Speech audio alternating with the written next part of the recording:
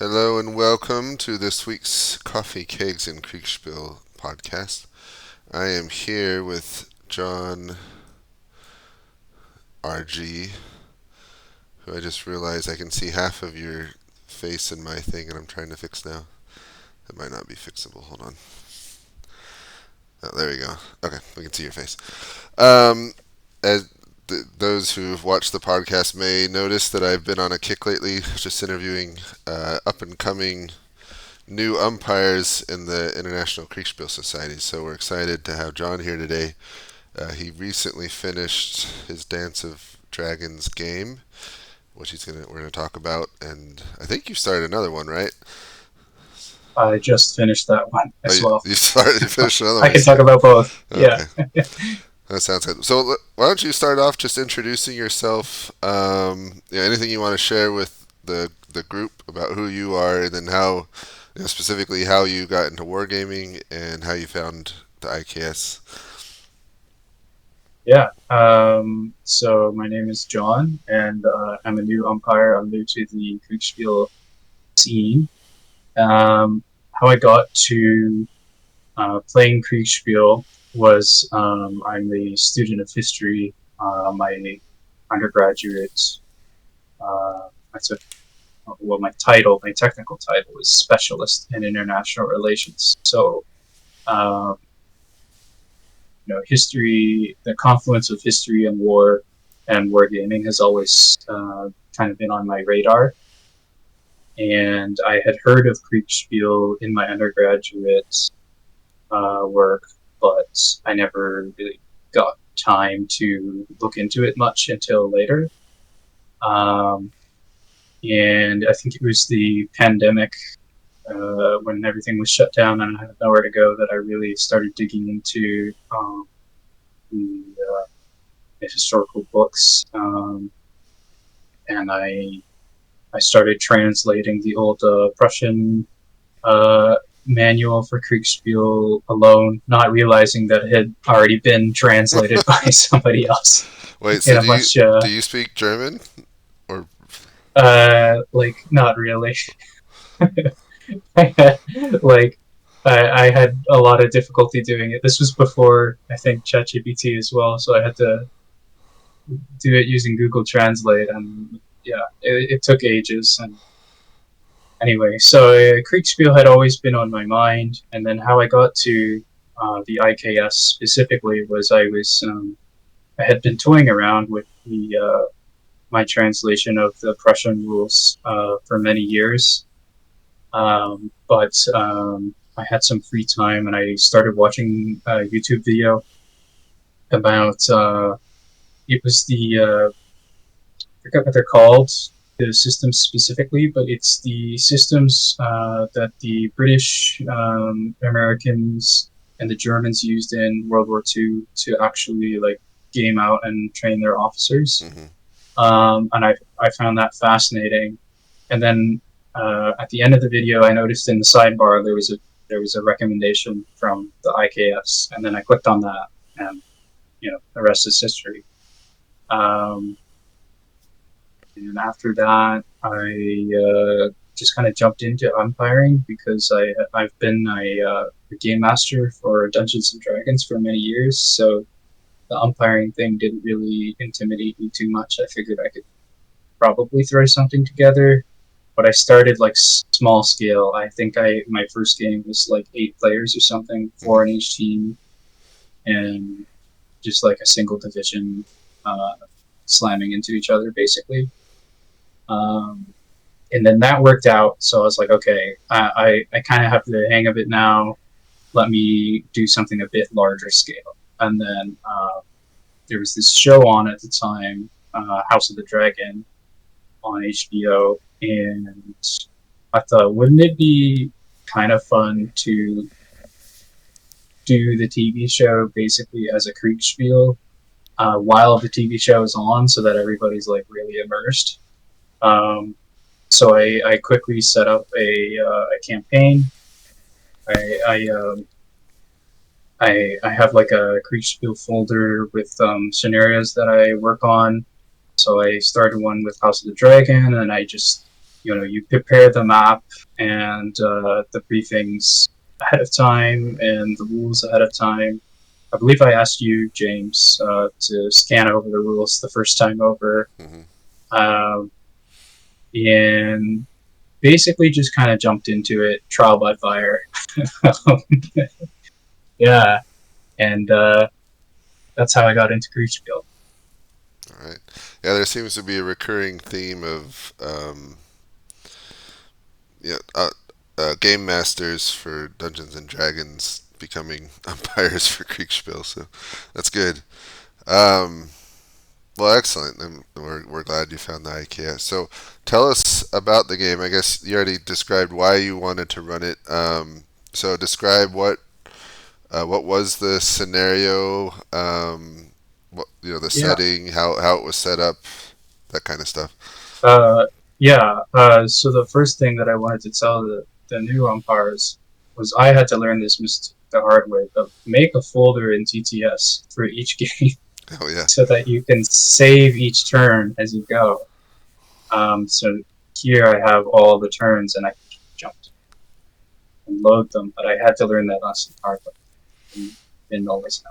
So the House of the Dragon scenario is relatively straightforward. It's um, green versus black.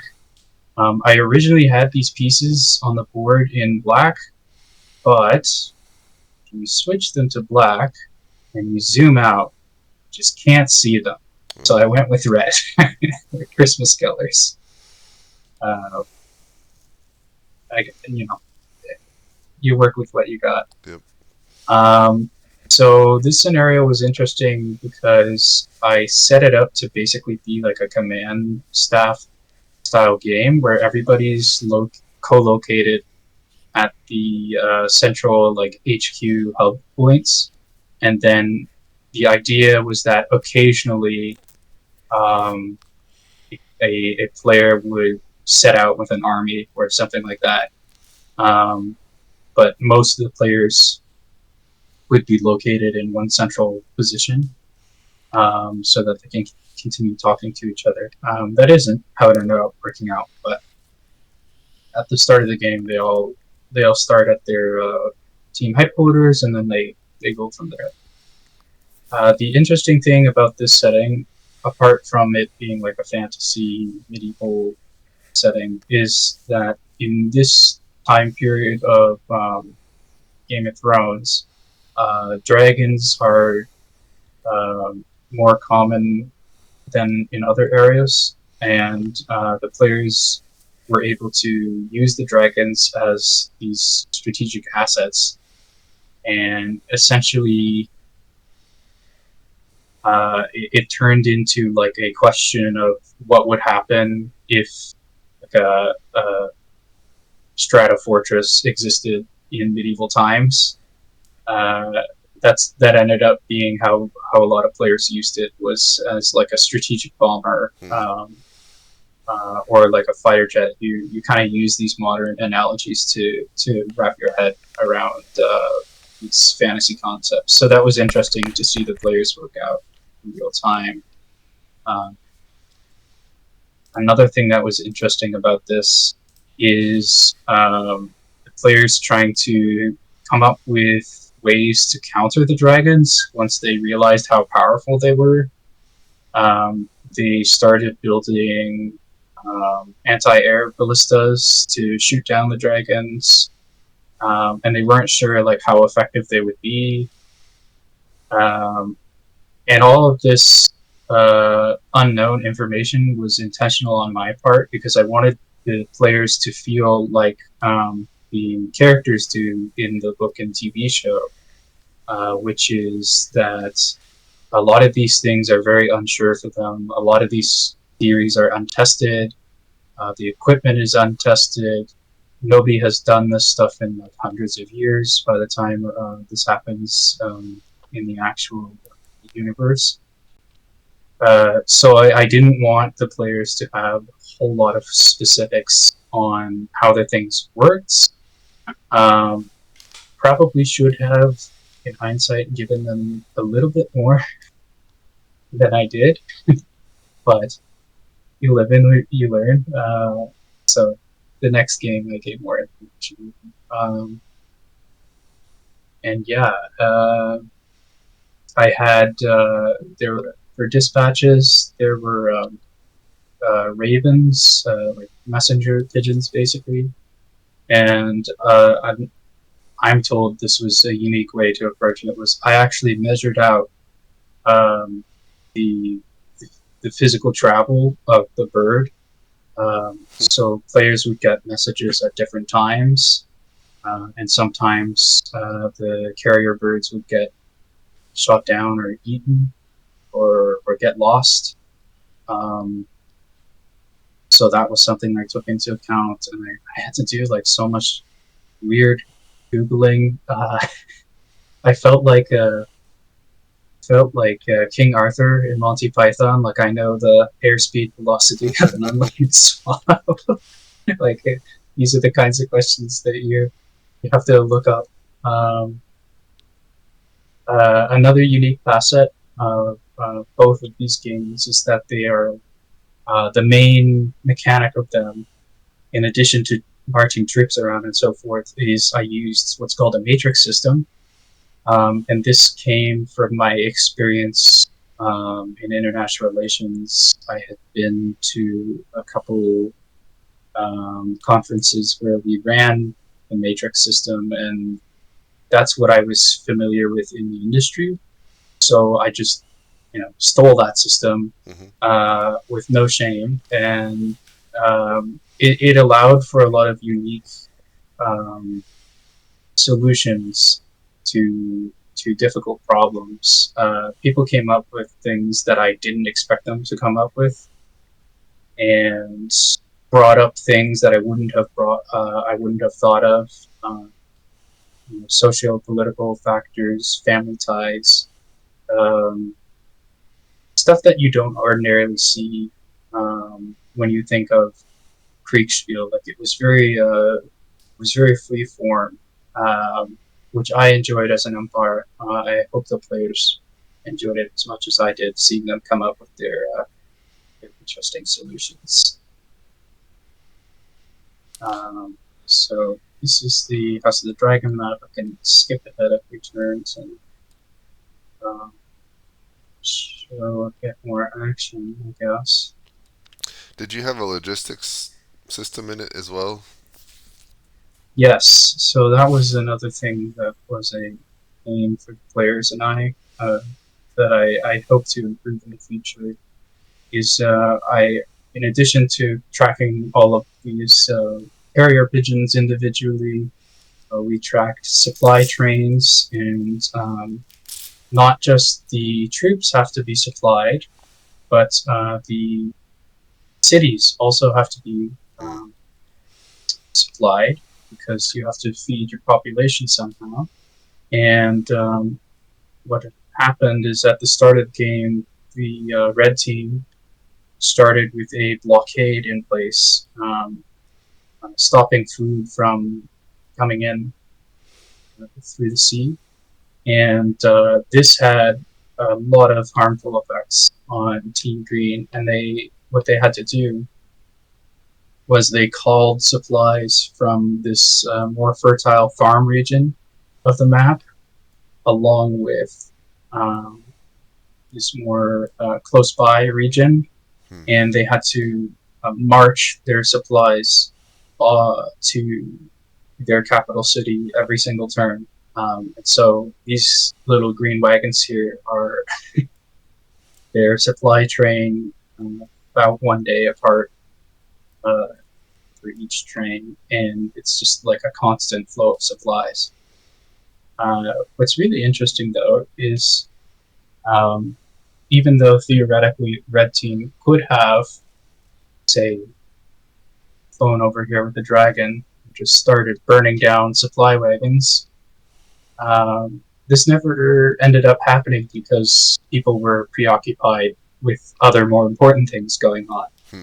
Um, so Green kind of got away with this absurdly long supply train that stretched, an entire continent.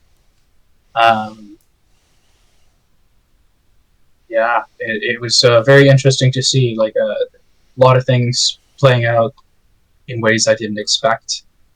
Um, I think this year might be one of the final battles. Oh no, this is when Damon died. That's another unique thing about my games is that I kill players. I'm, I'm a little bit notorious for it at this point.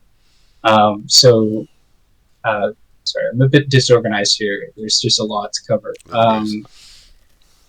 One of the one of the other unique things about my game is that each player controlled an individual character, and if they died, they died. I just let the dice fall as they may, and um, typically I would offer the player an alternative character or something like that if they wanted to continue playing the game as somebody else, just to keep people involved and smooth things over a little bit because it's a little not nice when you die.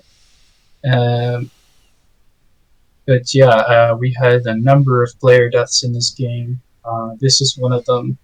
So what happened here was this army is supported by this dragon here, and they're kind of marching together to meet in the middle. This character, Kristen Cole, had a small train of anti-air weaponry, and something that he did with using the matrix system that I wouldn't have come up with is what he did is he surrounded his army with a circle of wagons, intermixed wagons with like supplies and the anti-air weapons, and then he covered them all with like tarps and blankets, Hmm. so that from 1,000 feet up, if the dragon player is looking down at the army, they won't be able to tell which wagons have supplies in them and which ones have anti-air weapons on them. And so you get this situation where you're not sure if you should risk it. Um, and so even just hiding the anti-air weapons ended up being a very effective strategy. It dissuaded this player from intervening. This player, on the other hand, decided I'm going to risk it anyways, and he kind of like swooped in, um, did a load of damage to the Green Army, and then of course the player leading this army throws the tarps off and reveals his anti-air weapons. Wheels around and starts shooting, right? And so what ended up happening is that the dice decided that this player, their dragon, unfortunately died from Hmm. underneath them, which means that they're no longer airborne. And then, even though the player themselves didn't die in the volley of anti-air fire, their ride did, and the impact ended up killing them. So some very interesting stuff. I really liked using the matrix system because it allowed me to do these kinds of things that I really just couldn't have written mechanics for ahead of time because I'm not omniscient. I don't know what the players are going to think of, what crazy shenanigans they're going to get up to. So it was really fun seeing these things in real time and coming up with rulings on the fly. So That seemed reasonable. how do you resolve it using the matrix system? I've heard of it a lot, but never seen it myself. Yeah, so there's a lot of different ways you can approach it. My way is a bit more freeform than other people's ways. So some people, um, oh, I have to. So some people use a system where, say, with each action they roll like a dice Hmm. to see the result, and you give a series of logical arguments, to support whatever you're doing. So in the case of the wagon strategy, maybe the player argues, I am the leader of an army. I should have plenty of fabric lying around from the tents and so forth to be able to do this. And then the umpire would sort of they if there was no arguments, they would just roll the dice straight up, and then based on the result, high numbers equals good, low numbers equals bad. Let's say you rolled like a 3 or something. So what most, well, not most, some people do is they'll look at an argument. Um,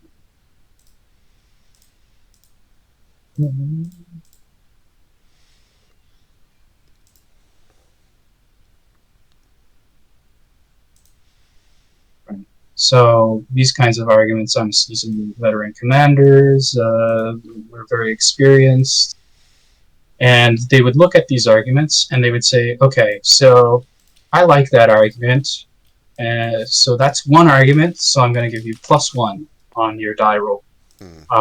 Or maybe let's say they have 2 good arguments, so I'm going to give you +2 on your die roll, +3, and so on.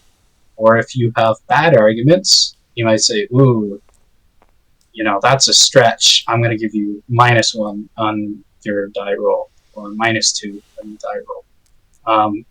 So that's one way that people do it. I don't do it that way. I do it much more free form. I just look at the arguments and I assess it based on what I think is reasonable. Mm-hmm. He's a seasoned veteran commander. Yeah, I agree. He is. He should be able to do things that a seasoned veteran commander should do.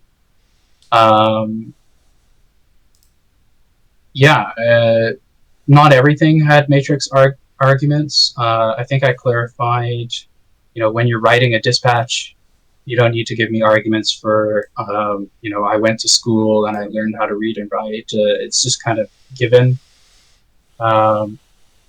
Or the movement of troops, I ended up clarifying you really don't need arguments to move your troops around. You just need arguments if you want to do something special with the movement of your troops. Like, I don't know. I want to construct a bridge across this river, and I should be able to do it because my men have axes and cutting tools available. We have enough numbers to not get tired from doing this.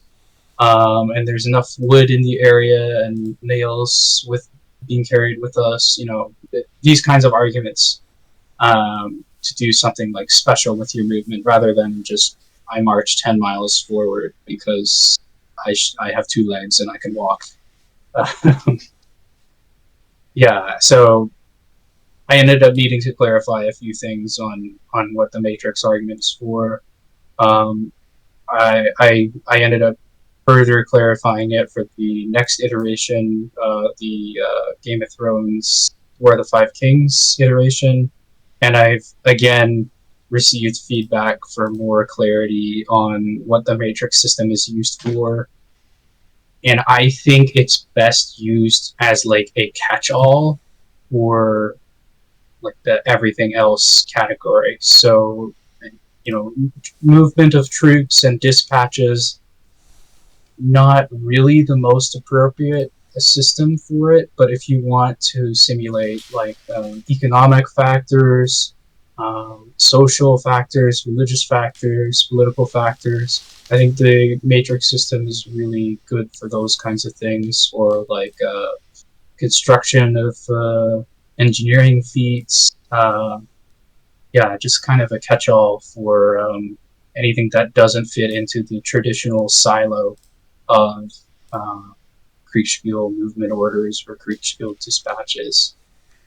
So that's, I think, what I'll be doing going forward with the matrix system. I just kind of evaluated things based on what I think is reasonable. A lot of players seem to think that the more arguments they had, the more successful their action would be, but that wasn't necessarily true. I think at one point, somebody did actually give the argument, I have two legs and I can walk. Hmm. And I thought that that was a better argument than the other person who was trying to do something very strange. And they provided a lot of arguments for it, but I just thought it was too much of a reach for them to do that thing. And so I decided that the very simple argument of I have two legs and I can walk won the day. So yeah, it was very freeform, but it was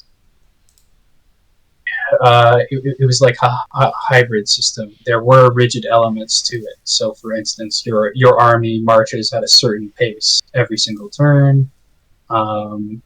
So I simulate 1 day at a time instead of 2 minutes at a time, or instead of 5 or 15 minutes at a time.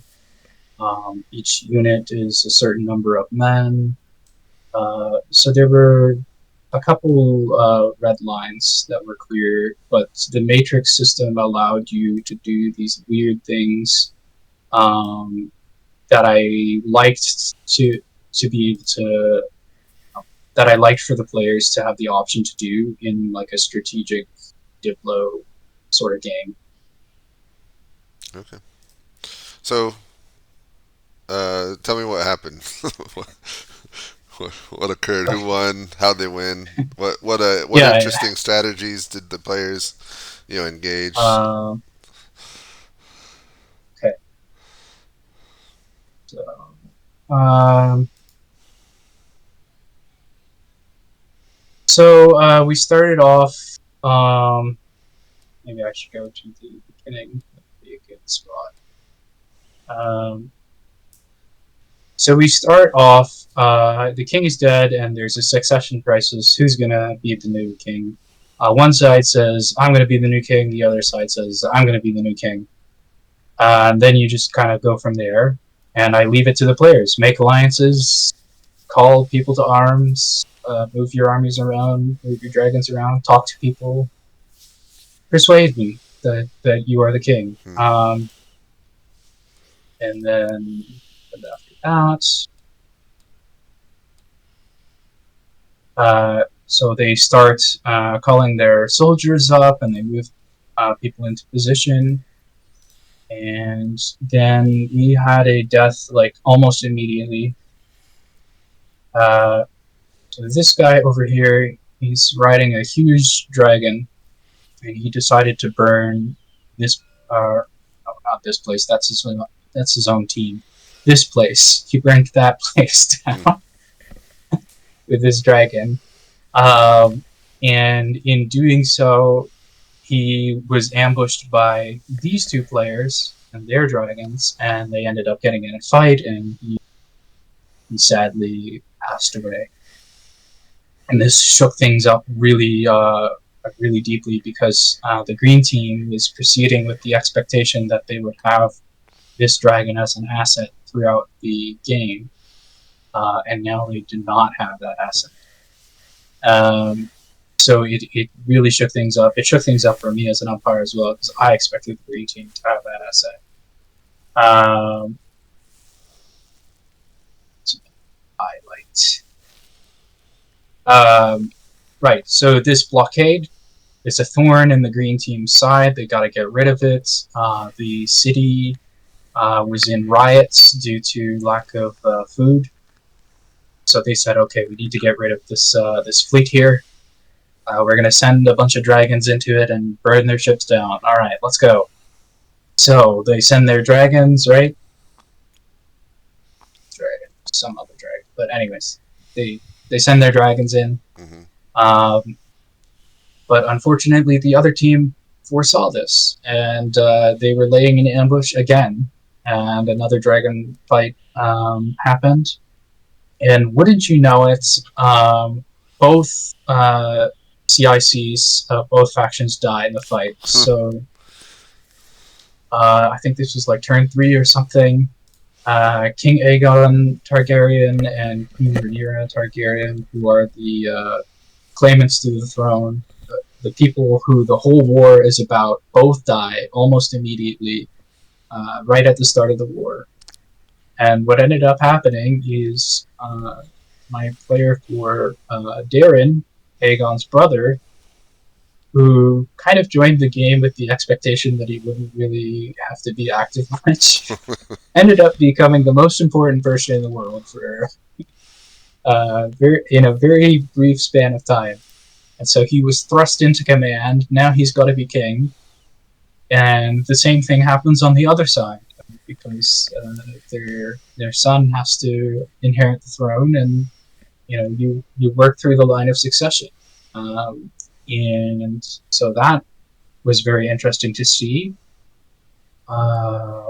We had the battle at Antlers here. That was the battle where the Daemon player kind of swooped down and got hit by the anti-air. What else was there? Oh, yes. We had a player who was a second in command. He's sent as an envoy because he doesn't matter to the other side to kind of negotiate peace. The green team thought, what are we fighting this war for anymore? Both of our claimants died. Let's just make peace, right? So they sent an envoy to the other side trying to negotiate for peace. And then he was taken into custody, arrested, and put on trial for treason. And so then we had a giant court case in the middle of the game that was run by the players. They called witnesses. They presented evidence. Most of it was fake evidence produced through bribes and so forth, but I allowed the players to do this because it was very interesting. I don't allow imprisoning envoys anymore because it kind of threw a wrench in the whole game. But it was entertaining to watch for sure. And then while this trial was happening, and everybody was watching the trial, all of the players I decided were close enough in physical proximity that they would hear about it. So I kind of just threw them all into this channel as spectators. And so everybody was watching this trial, and all of a sudden, this, what's essentially supposed to be a show trial, right? He's going to be found guilty, regardless of what he did, ends up becoming like the most important political event in the entire game. And the trial becomes a microcosm for the war as a whole, right?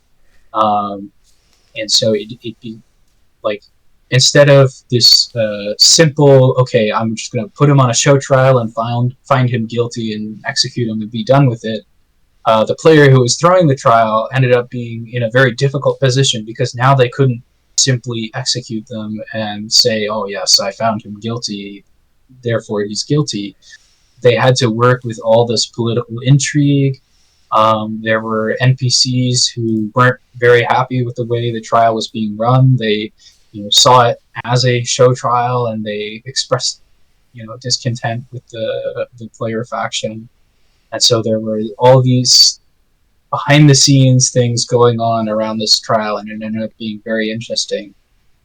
While this was happening, this player, the Darren player, decided independently of this trial that he was going to go and check up on this dragon, which had been missing since the player died at the start of the game. He ended up finding the dragon, and one of the things about the lore in the universe is that you can only control one dragon at a time. So this was conveyed to the player. And what they ended up doing was they came up with a very inventive solution. They simply killed the dragon that they were flying already so that they could attempt to claim the second dragon. So then they execute their own dragon, and I'm like letting him know the whole time, like, hey, by the way, this is a simple D6 roll for claiming your dragon, and there's a high chance that you die in this. And the good sport that he was, he decided that he would do it anyway. And the game ended up going down to a single dice roll.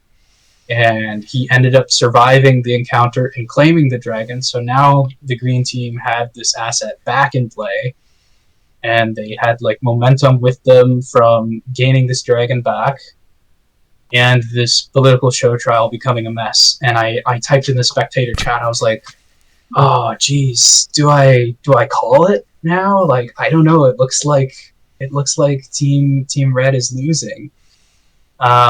But I gave it another turn, and I'm glad that I did, because what happened next was like spectacular. Uh, Basically,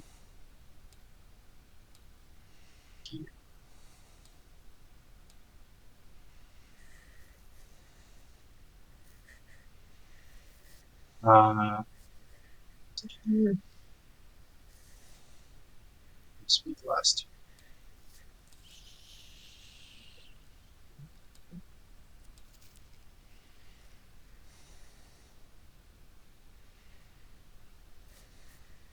Yes, here we go.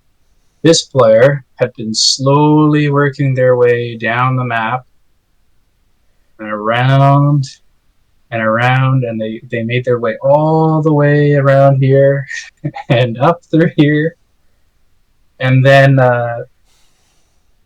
on pretty much the last turn, if not the last turn, they were about to run into the enemy blockade. And it ended up being that the trial of the second in command player, the show trial, was still ongoing when their fleet smashed into the blockade. And so then this threw another wrench into the plan. And now they had to go do this naval battle rather than the show trial. Um, just great stuff. I couldn't have done it better myself. Like it seems contrived when you're in it, but when you get like there's screenshots after the fact, like it's amazing, the coincidences. Um, so this fleet smashes into it, breaks the blockade. So that obstacle is away for the green team, and then um, there's another battle happening over here. This red army is basically pursuing the green army because they've overextended. And where's the big black dragon? The dragon came in to help, and it ended up being very close. I believe I have final battle somewhere. Um, Yes, here we go. This was the positions. These dragons, they skirmished for a bit, but we don't need to go over that. And they ended up getting into a battle, while the ground forces also got into a battle. You can see them moving closer here. Um, and this ended up being the position of the armies. So the green center was moving forward, while Cav sort of enveloped the flanks, supported by a dragon.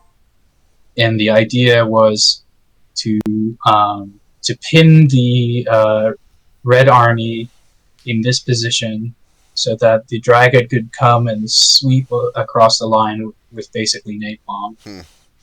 So a pretty good plan, but ended up happening is the players like organized the signal ahead of time, and circumstances evolved such that the Darren player felt the need to ignore the signal, and he ended up making a really risky move that he felt he needed to make, and he got caught by, oh yeah, there's a little fun constraint of the player doing their orders.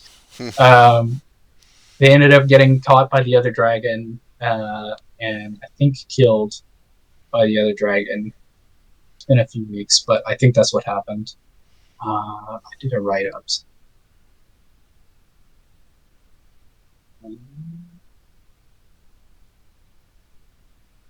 Yes, here we go.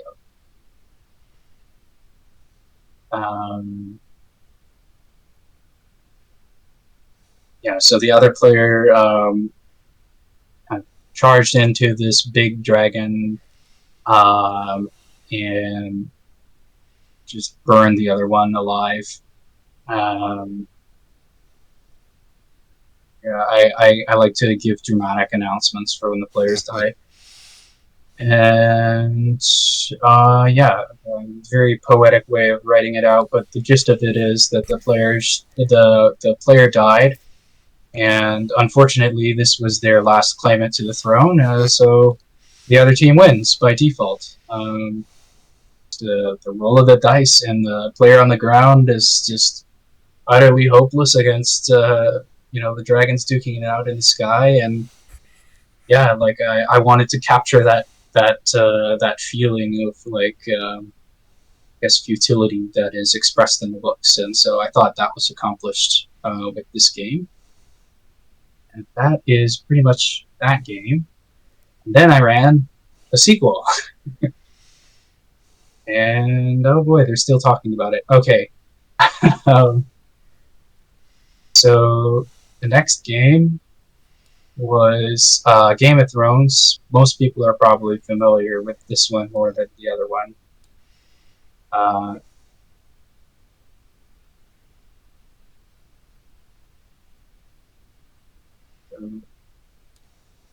this game, the scenario was the War of the Five Kings. If you've watched Game of Thrones, it's basically at the end of season one, and uh, King Robert is dead, and everybody's vying for the throne. So we had a ton of different factions. They all start off co-located, more or less, and I basically just said, "Here's all the tools at your disposal. Figure it out." And some really interesting stuff happened here. Um, so, first thing that happened was these guys declared they were independent, and they just started raiding along the coastline and causing chaos for all the other players. These players kind of like avoided each other the whole time until the end. Happened. There was a blockade again. The blockade returned. It made an appearance in the sequel. There were some weddings. Uh, People declared themselves king. Then some people died. Again.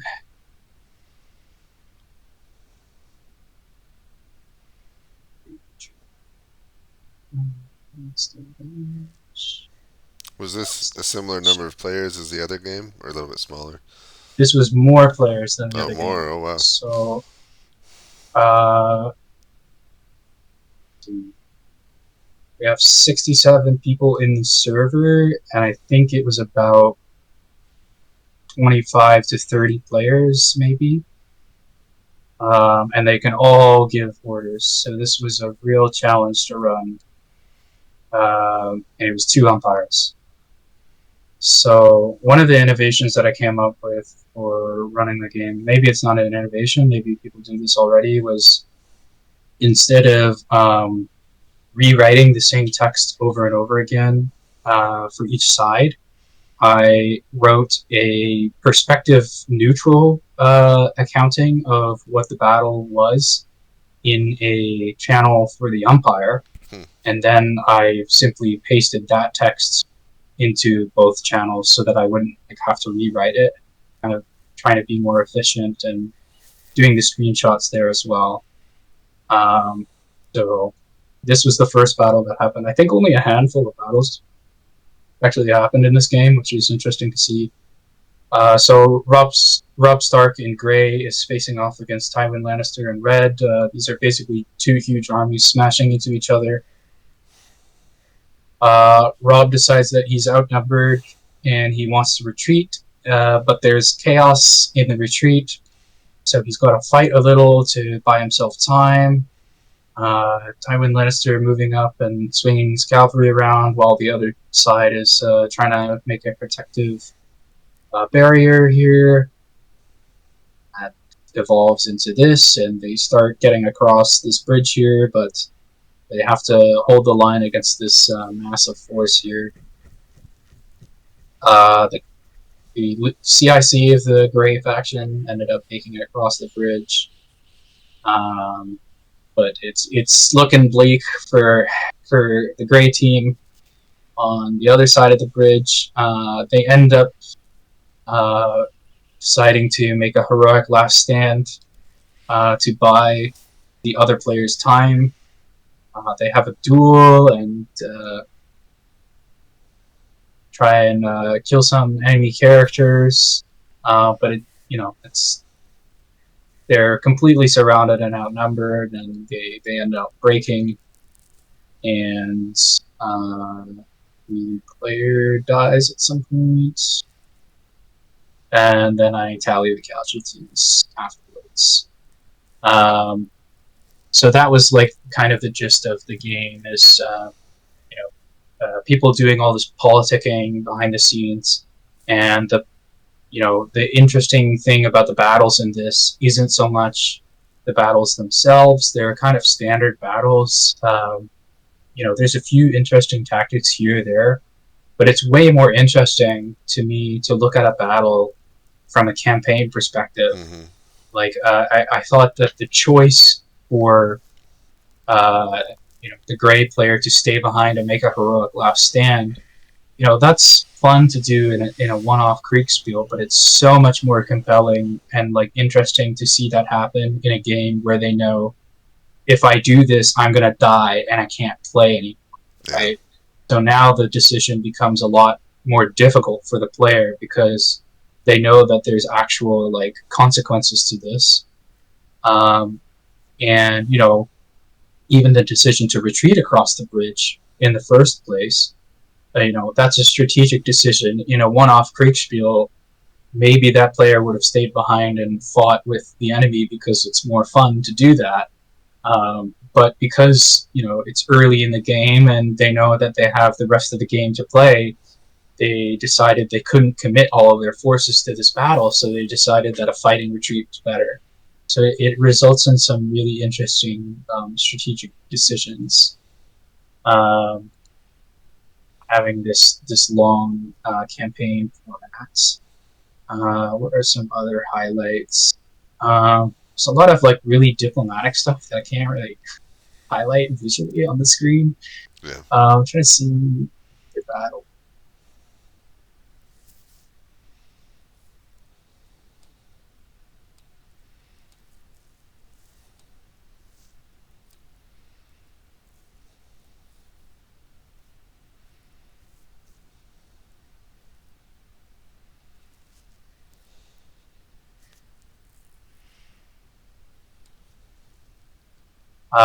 So at the end of the game, we had this battle at a castle called River Run. It's this strategic strong point. And we had some really interesting stuff happen with this battle.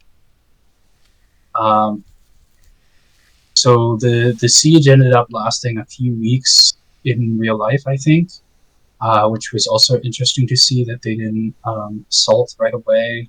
So they had to build the siege equipment.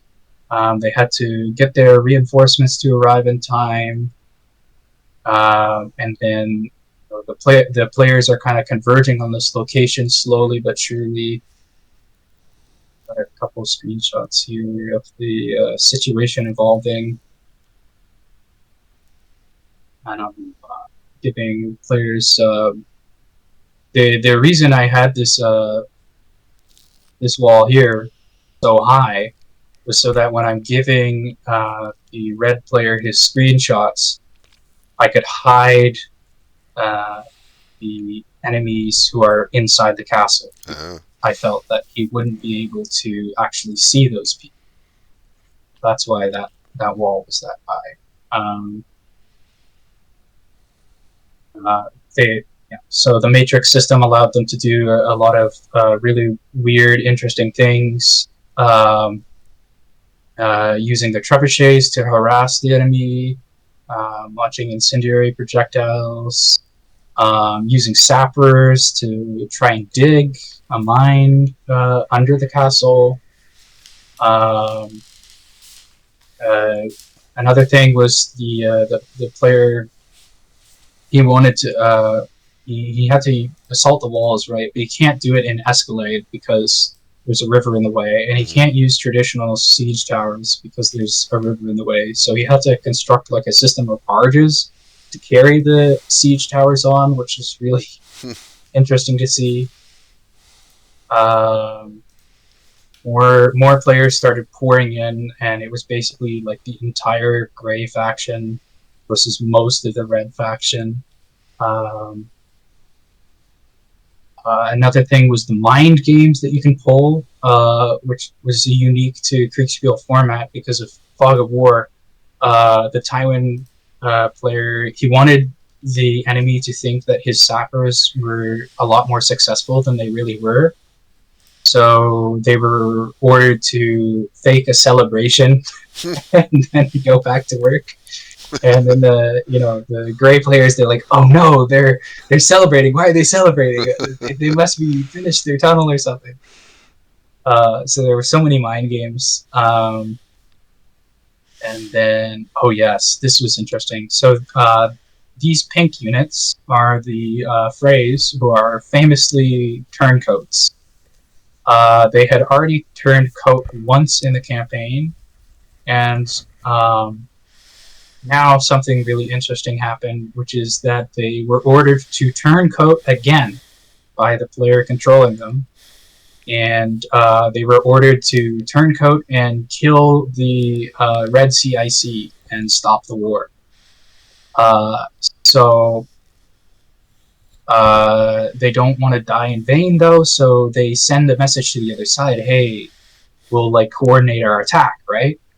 And they say the signal is, if you agree to this, clean your banners. So the gray team orders that they clean their banners so that they send this like subtle signal. Mm-hmm.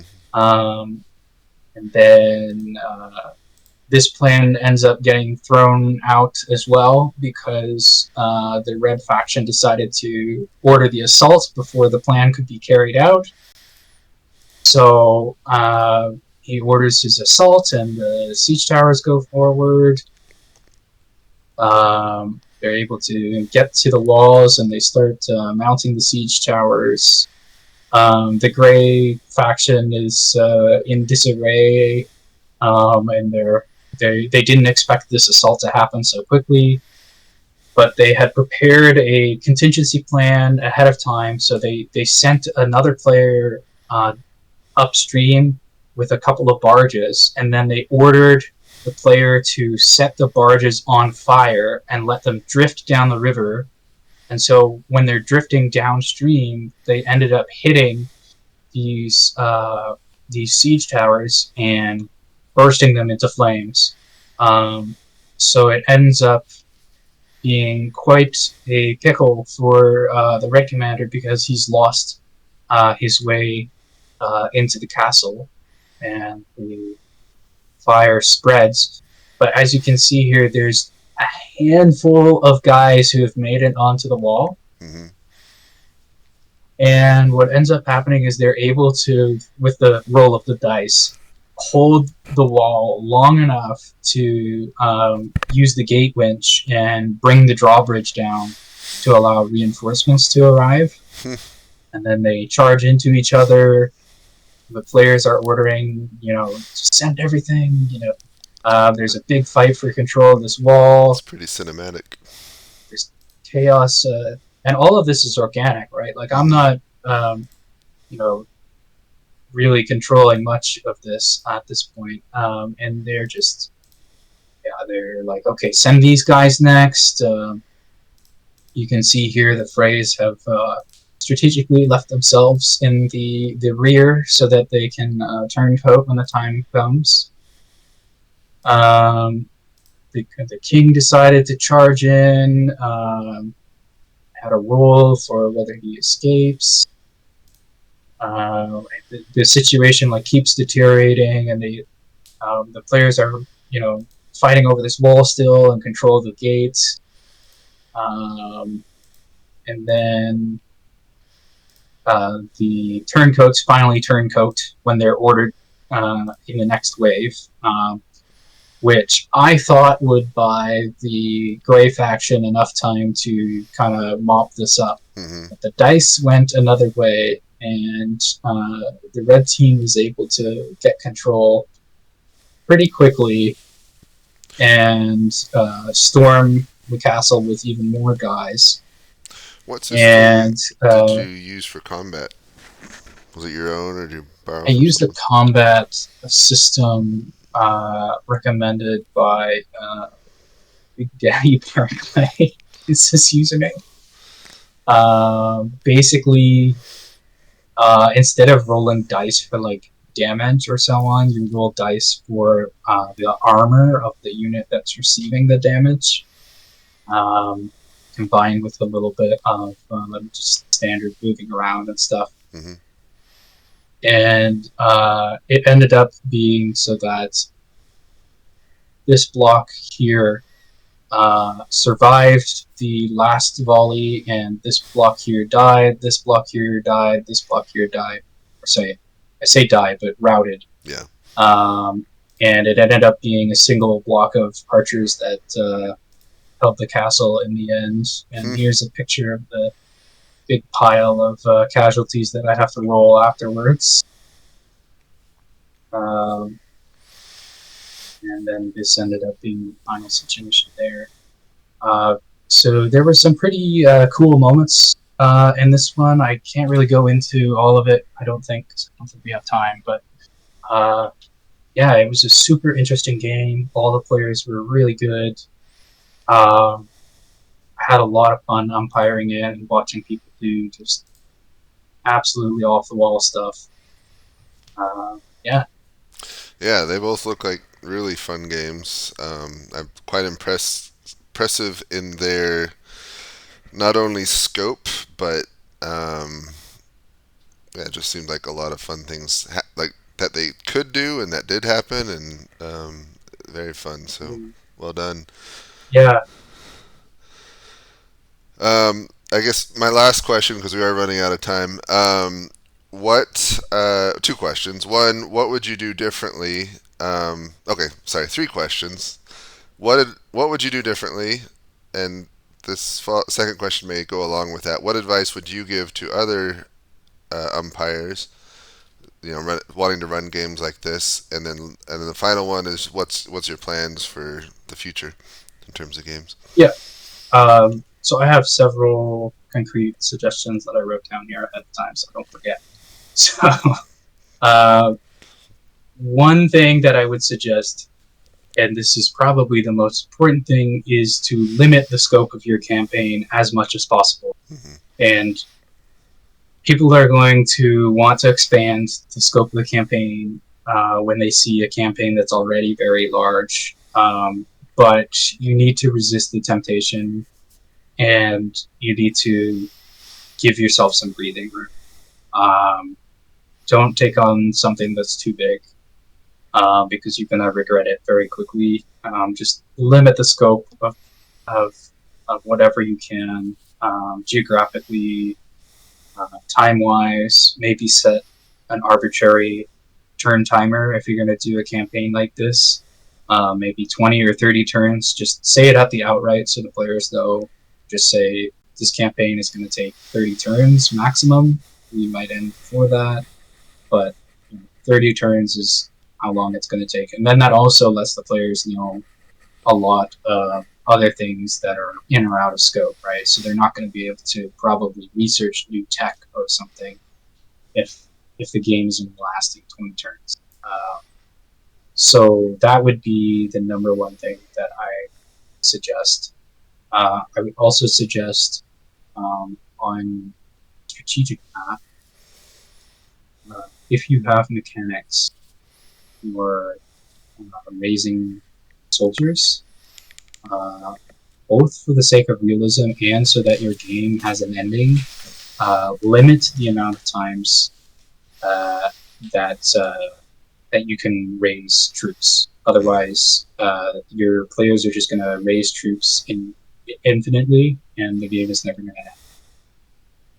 Those are two things you should do to reduce the scope. Have another category of suggestions that I call rulers.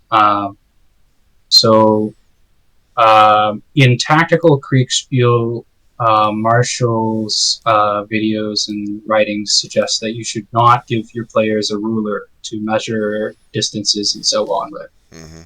And I think that's valid for tactical Kriegspiel, but for diplomatic Kriegspiel like this, or strategic level Kriegspiel, I would suggest the opposite. I would suggest give them a ruler and give them a very precise ruler, because it's going to save you so much headache. And I don't think the players use it very much, having the ruler on the strategic level. So it's not really that much of a problem in my experience. I would also make the default pace of travel, assuming no terrain complications, I would make that pace very clear. Maybe you choose to not tell them exactly how much of a delay going through woods or something costs, but you should absolutely say, okay, you march 10 miles a day or you march Mm-hmm. 20 miles a day, something to that effect, so that they know and they can plan, okay, how far am I from this place, for example, so that they can make detailed plans. I would also recommend publishing tabletop sim modules in addition to maps with grids on them, so that people who do not have TTS can make semi-accurate measurements of how far away things are. I noticed in my game that the players who had Tabletop Simulator were able to make detailed plans, while the players who did not have TTS were put at a disadvantage, and so I had to rectify that by producing grid maps in the middle of the game. So I would recommend having grid map if you're going to do a grand strategic thing like I am. Then my last category is resources. So in this game, I had a number of resources. I had supply resources, gold resources, and what I call reserves, which is like how many men you can call from a given location. So this is a lot to keep track of, both as the umpire and as a player. And I would say having even two of these is probably too much.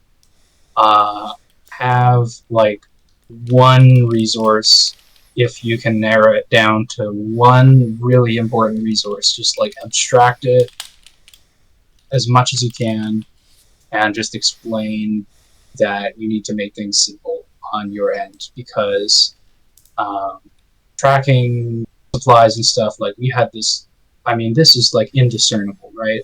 This is just yeah, it's very complicated. So I would suggest simplifying any kind of resource management that you have. That's my personal experience with it.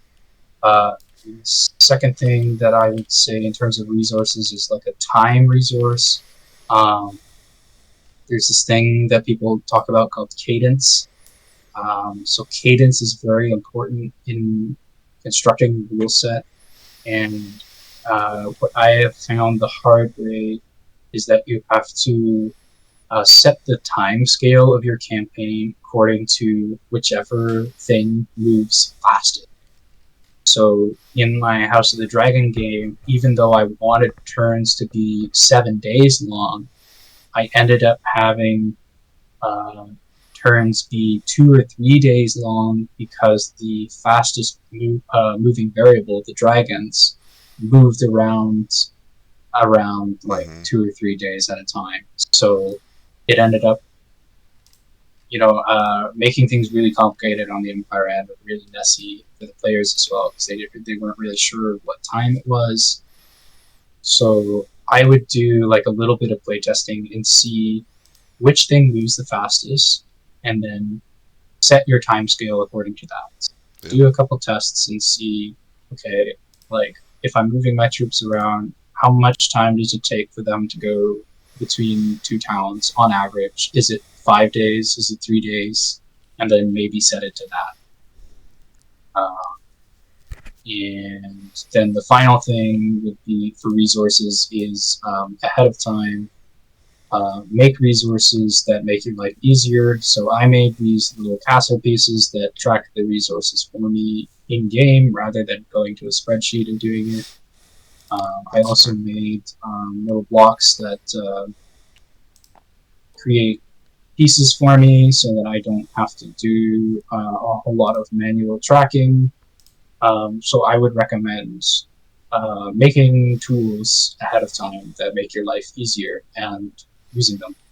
Uh, those are my concrete recommendations for other people who want to run something like this. And of course, if you have any questions, I know that we don't have a lot of time here, so I'm available if you want to draw on my experience. And I know many other umpires who are much more experienced than I would be glad to help you out. So don't be shy in running a game. It's a lot of fun, and I would recommend it.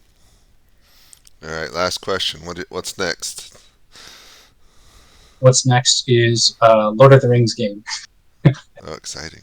I'm going to do another one of these with Lord of the Rings. Cool.